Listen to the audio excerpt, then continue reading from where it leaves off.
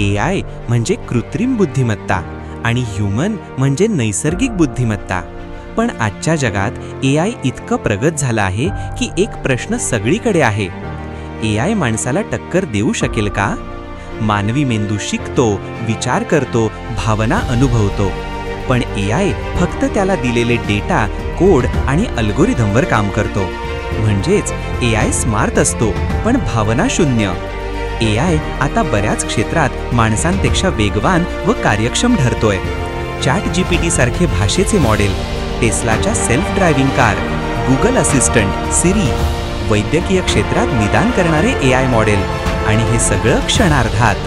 AI आजही काही गोष्टींमध्ये माणसाची बरोबरी करू शकत नाही.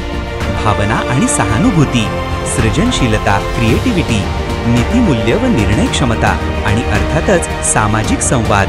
AIचा अतिरेकी वापर काही धोकेही घेऊन येतो. लाखो नोकऱ्या नष्ट होऊ शकतात. फेक व्हिडिओ, फेक न्यूज पसरवली जात आहे.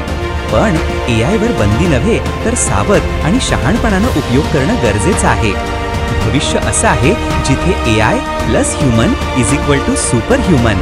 शिक्षकासोबत AI वापरून शिकवणं, डॉक्टरसाठी निर्णय घेणारा सहाय्यक किंवा लेखकासाठी कल्पनाशक्ती वाढवणारा सल्लागार. AI माणसाचा शत्रू नाही, तो एक शक्तिशाली मित्र होऊ शकतो. फक्त आपण त्याचा वापर सावध, जबाबदारीनं आणि समजून घेत केला पाहिजे. AIवर प्रेम करा पण माणूस राहणं विसरू नका.